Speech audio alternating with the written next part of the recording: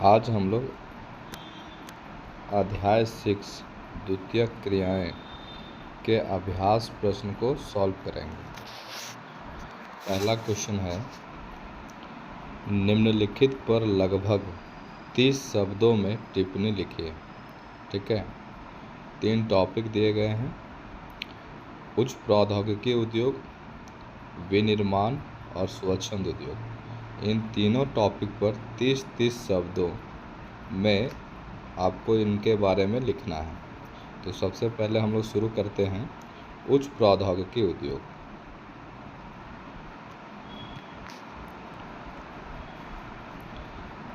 उच्च प्रौद्योगिकी उद्योग उन्नत वैज्ञानिक शोध एवं विकास तथा इंजीनियरिंग पर आधारित नवीन पीढ़ी के उद्योग हैं, जिनमें नीले कॉलर श्रमिकों की अपेक्षा सफ़ेद कॉलर श्रमिक अधिक संख्या में पाए जाते हैं। सफ़ेद कॉलर श्रमिक नीले कॉलर श्रमिकों की अपेक्षा अधिक दक्षता वाले होते हैं।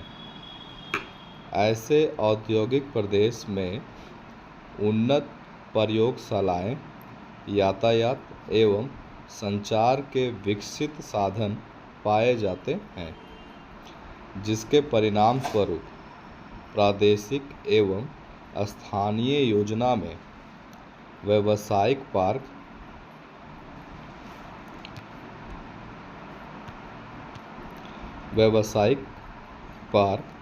का भी निर्माण किया जा रहा है। ठीक है, तो ये उच्च प्रौद्योगिकी उद्योग के बारे में था। दूसरा है विनिर्माण।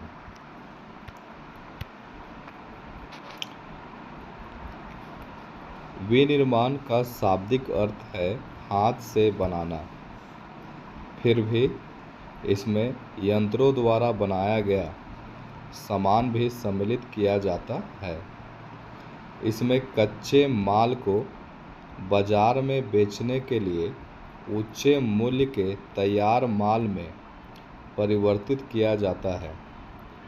विनिर्माण की प्रक्रिया में सुई से लेकर जलयान या वायुयान जैसी वस्तुओं का निर्माण किया जाता है, जिसमें शक्ति का उपयोग किया जाता है। ठीक है, नेक्स्ट है आपका स्वच्छंद उद्योग।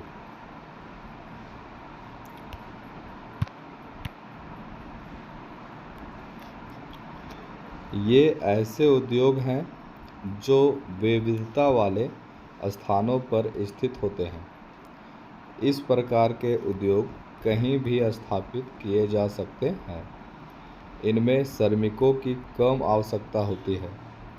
साथ ही ऐसे उद्योग पर्यावरण प्रदूषण नहीं करते हैं। इन उद्योगों का कच्चा माल दूसरे उद्योगों का तैयार माल होता है। स्टेबलाइजर, बल्ब, पंखा, कंप्यूटर चिप्स तथा मोबाइल उद्योग स्वच्छंद उद्योग के उदाहरण हैं। इस प्रकार से हम लोग 30 शब्दों में लिखने वाले प्रश्नों को सॉल्व कर लिया है। आगे हम लोग जो है 150 शब्दों में लिखने वाले प्रश्नों को देखते हैं। देखिए, अब जो प्रश्न आएंगे उसमें 150 शब्दों में आपको उत्तर करना है। ठीक है, इसमें हम लोग लगभग 4 प्रश्नों को सॉल्व करेंगे। पहला प्रश्न है, प्राथमिक एवं द्वितीय गतिविधियों में क्या अंतर है। ठीक है, तो हम लोग कुछ अंतर को देखेंगे, प्राथमिक गतिविधियों में और द्वितीय गतिविधियों में क्या अंतर है। ठीक है,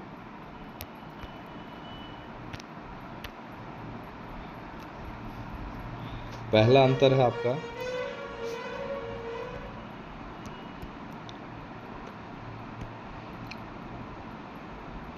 जिन कार्यों में उत्पादन सीधे प्रकृति से प्राप्त किया जाता है उसे प्राथमिक क्रिया कहते हैं, जबकि द्वितीयक क्रिया क्या है, जिन कार्यों में उत्पादन के लिए प्राथमिक क्रियाओं से उत्पन्न वस्तुओं का उपयोग किया जाता है उसे द्वितीयक क्रिया कहते हैं। इसमें जो उत्पादन होता है वो प्रकृति से प्राप्त होता है, जबकि इसमें जो उत्पादन होता है वो प्राथमिक क्रियाओं से जो उत्पन्न होती है उससे प्राप्त होता है। ठीक है, ये पहला अंतर हो गया। दूसरा अंतर है इसके उत्पाद अपेक्षाकृत कम मूल्यवान होते हैं, जबकि द्वितीयक गतिविधियां क्या हैं, इसके उत्पाद अपेक्षाकृत अधिक मूल्यवान होते हैं। ठीक है। तीसरा अंतर है आपका प्राथमिक गतिविधियों के लिए कम पूंजी की आवश्यकता होती है, जबकि द्वितीय गतिविधियों में क्या है, इसके लिए अधिक पूंजी की आवश्यकता होती है।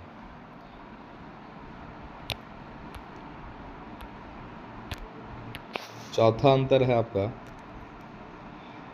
इसमें प्राकृतिक वस्तुओं का दोहन किया जाता है। इसमें वस्तुओं के स्वरूप में परिवर्तन किया जाता है। इसमें प्राकृतिक वस्तुओं का दोहन किया जाता है, जबकि इसमें जो है वस्तुओं के स्वरूप में ही परिवर्तन किया जाता है। जैसे कि गेहूं से ब्रेड बनाना, लकड़ी से दरवाज़ा, खिड़की और अन्य तरह की सामग्री बनाना, है ना, इस तरह की चीज़ें। पांचवा अंतर है इस क्रिया में संलग्न श्रमिक लाल कॉलर श्रमिक कहा जाता है। इस क्रिया में संलग्न श्रमिक नीले कॉलर श्रमिक कहे जाते हैं। ठीक है, तो प्राथमिक क्रिया में जो श्रमिक काम करते हैं उन्हें लाल कॉलर, और द्वितीय क्रिया में जो काम करते हैं उन्हें नीले कॉलर कहा जाता है। छठवां अंतर है आपका इसमें अपेक्षाकृत कम ज्ञान की आवश्यकता होती है। ठीक है, तो प्राथमिक क्रिया में जो है कम ज्ञान की आवश्यकता होती है, जबकि इसमें उच्च ज्ञान की आवश्यकता होती है। ठीक है, द्वितीय क्रिया में जो है उच्च ज्ञान की आवश्यकता होती है। सातवां अंतर है आपका प्राथमिक क्रियाएं निम्न मानव विकास सूचकांक है। यह अविकसित देशों का मुख्य क्रियाकलाप है। द्वितीय क्रियाएं उच्च मानव विकास सूचकांक है। यह विकसित देशों का मुख्य क्रियाकलाप है। ठीक है, तो निम्न मानव सूचकांक किसका होता है, प्राथमिक क्रिया का, और कहाँ ये गतिविधियाँ की जाती हैं, अविकसित देशों में की जाती हैं, पिछड़ी हुई देशों में की जाती हैं, जो आर्थिक रूप से पिछड़े हैं। जबकि द्वितीय गतिविधियां जो हैं वो उच्च मानव विकास सूचकांक हैं और ये विकसित देशों में की जाती हैं। आठवां अंतर है आपका कृषि, आखेट, पशुपालन, मत्स्य पालन आदि प्राथमिक गतिविधियां हैं। विनिर्माण उद्योग द्वितीय गतिविधि के अंतर्गत आता है। कृषि हो गया, आखेट हो गया, पशुपालन हो गया और ये मत्स्य पालन, ये सब प्राइमरी एक्टिविटी के अंतर्गत आता है।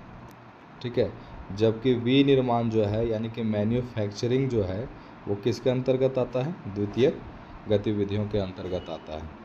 इस प्रकार से हम लोगों ने प्राथमिक और द्वितीय गतिविधियों में जो अंतर पाई जाती है उसको हम लोगों ने सॉल्व कर लिया है। अब हम लोग जो है अगले प्रश्न की तरफ चलते हैं।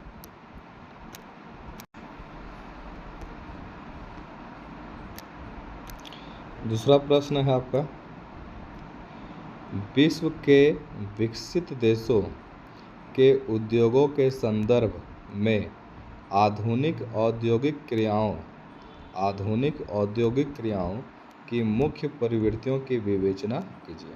ठीक है, विश्व के विकसित देशों के उद्योगों के संदर्भ में आधुनिक औद्योगिक क्रियाओं की मुख्य प्रवृत्तियों की विवेचना कीजिए। तो चलिए हम लोग शुरू करते हैं। इसका आंसर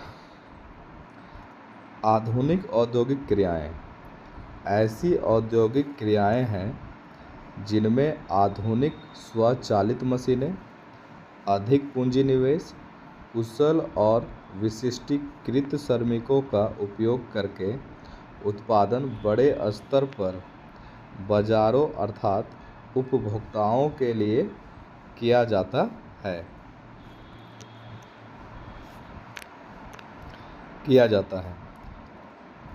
वे आधुनिक औद्योगिक क्रियाएं कहलाती हैं। ठीक है।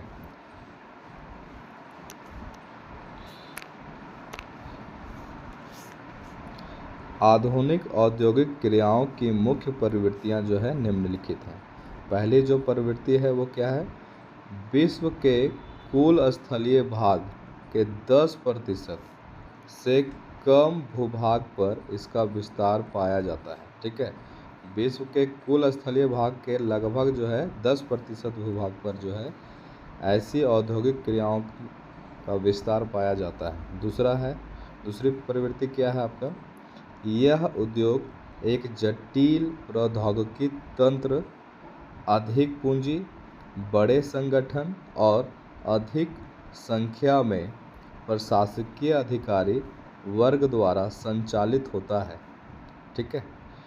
तीसरी प्रवृत्ति है, इस उद्योग में अत्यधिक विशिष्टीकरण, श्रम विभाजन के द्वारा कम प्रयास एवं अल्प लागत से अधिक माल का उत्पादन होता है।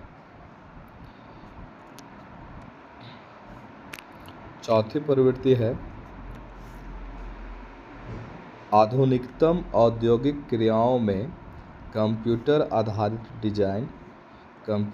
आधारित डिजाइन तथा निर्माण, धातु पिघलाने एवं शोधन जैसे कार्यों के लिए इलेक्ट्रॉनिक नियंत्रण प्रणाली का उपयोग किया जाता है। ठीक है। पांचवी प्रवृत्ति है आपका, इसमें नवाचार से उत्पादन के स्तर में वृद्धि के साथ गुणवत्ता में बदलाव आता है। कुशल प्रशासनिक वर्ग द्वारा कार्यों के संचालन से कार्य में स्पष्टता आती है। ठीक है। तो इसका भी आपका आंसर हो गया है। अब नेक्स्ट प्रश्न हम लोग देखते हैं। अगला प्रश्न है, अधिकतर देशों में उच्च प्रौद्योगिकी उद्योग प्रमुख महानगरों के परिधि क्षेत्रों में ही क्यों विकसित हो रहे हैं? व्याख्या कीजिए। ठीक है। जो हाई टेक्नोलॉजी इंडस्ट्री है, उच्च प्रौद्योगिकी उद्योग है, वो महानगरों के परिधि क्षेत्र में ही क्यों विकसित हो रही हैं, इसकी व्याख्या आपको करना है, इसके कारण को आपको बताना है। तो चलिए हम लोग शुरू करते हैं इसका आंसर।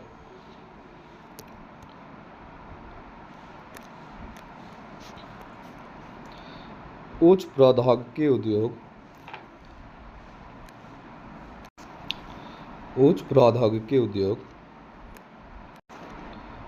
उन्नत वैज्ञानिक शोध एवं विकास तथा इंजीनियरिंग पर आधारित नवीन पीढ़ी के उद्योग हैं, जिनमें नीले कॉलर श्रमिक की अपेक्षा सफ़ेद कॉलर श्रमिक ज़्यादा संख्या में संलग्न रहते हैं, जो काफ़ी कुशल एवं दक्ष होते हैं। ऐसे उद्योगों का विकास महानगरों के परिधि क्षेत्र में किया जाता है, जिसके प्रमुख कारण निम्नलिखित हैं। ठीक है। ध्यान देने वाली बात यह है कि उच्च प्रौद्योगिकी उद्योग में जो है 2 तरह के श्रमिक काम करते हैं। एक होता है सफ़ेद कॉलर श्रमिक और दूसरा होता है नीला कॉलर श्रमिक। सफ़ेद कॉलर जो श्रमिक होती है, उनकी संख्या नीले कॉलर श्रमिक की तुलना में अधिक होती हैं, और ये जो श्रमिक होते हैं सफ़ेद कॉलर वाले, ये अपने काम में कुशल और दक्ष होते हैं। ठीक है। अब उच्च प्रौद्योगिकी उद्योग जो है महानगरों के परिधि क्षेत्र में ही विकसित हो रहे हैं। इसके बहुत सारे कारण हैं जो नीचे दिया गया है, इसको भी हम लोग पढ़ते हैं।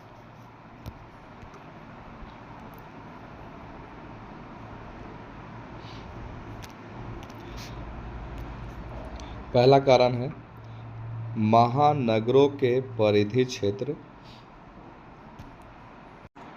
अधिक लाभ प्रदान करते हैं, जहां बड़ी संख्या में कुशल श्रम की उपलब्धता होती है। ठीक है, महानगरों के परिधि क्षेत्र अधिक लाभ प्रदान करते हैं, जहां बड़ी संख्या में कुशल श्रम की उपलब्धता होती है।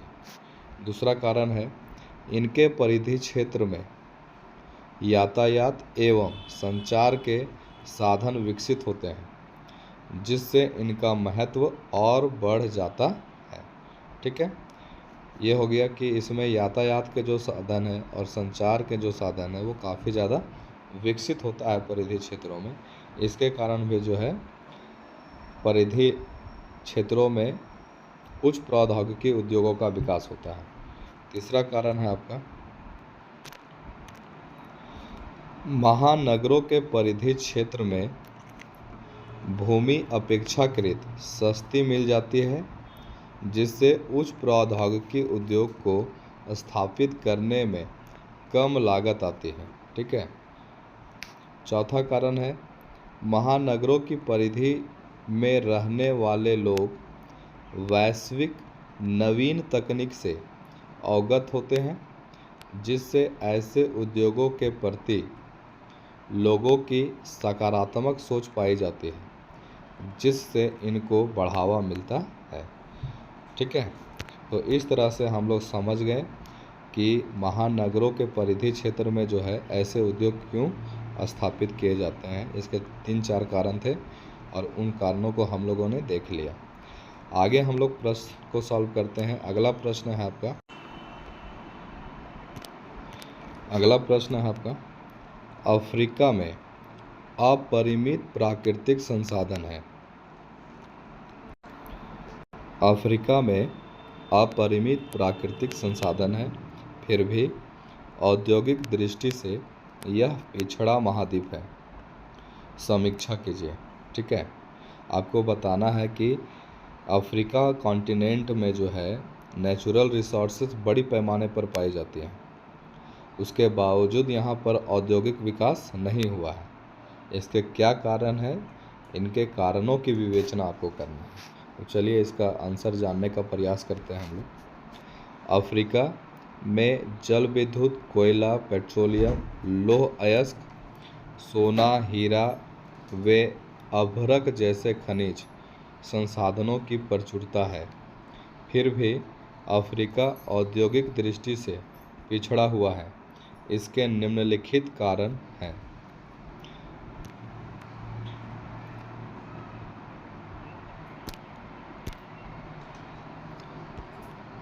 पहला कारण है, अफ्रीका में अभी तक तीव्र, सक्षम और पर्याप्त लंबाई में यातायात के साधनों का विकास नहीं हुआ है। दूसरा कारण है, अफ्रीका में अधिक जनसंख्या के होते हुए भी कुशल श्रमिकों की संख्या कम है।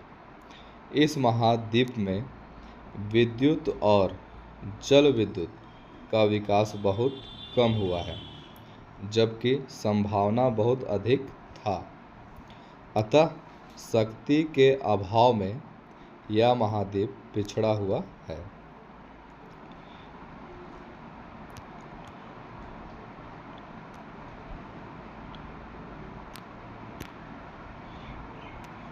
तीसरा कारण है, यहाँ पर विनिर्माण क्षेत्रों में अभी तक पूंजी का निवेश पर्याप्त मात्रा में नहीं हुआ है। ठीक है, विनिर्माण क्षेत्र में अभी तक पूंजी का निवेश जो है पर्याप्त मात्रा में नहीं हुआ है। ये तीसरा कारण है।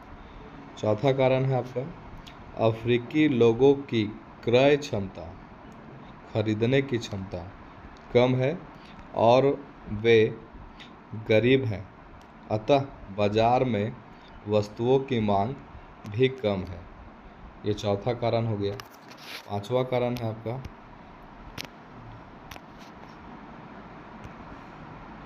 अफ्रीका के पिछड़ेपन के लिए वहाँ की सरकारी नीतियाँ अभी भी जिम्मेदार हैं। यहाँ आधुनिक तकनीकी शिक्षा का प्रचार बहुत कम हुआ है, जबकि अधिकांश देशों में राजनीतिक अस्थिरता एवं अराजकता का वातावरण पाया जाता है। ठीक है, तो इस तरह से कुछ ऐसे कारण हैं जिसके कारण आज जो है अफ्रीका महाद्वीप काफ़ी पिछड़ा हुआ है। और इस तरह से जो है आज का क्वेश्चन यहीं पर समाप्त होता है। एनसीईआरटी की जो भी अभ्यास प्रश्न दिए गए हैं द्वितीयक क्रियाओं में, उसको हमने सॉल्व कर दिया है। आगे के वीडियो में हम लोग अगले चैप्टर के अभ्यास प्रश्न को देखेंगे।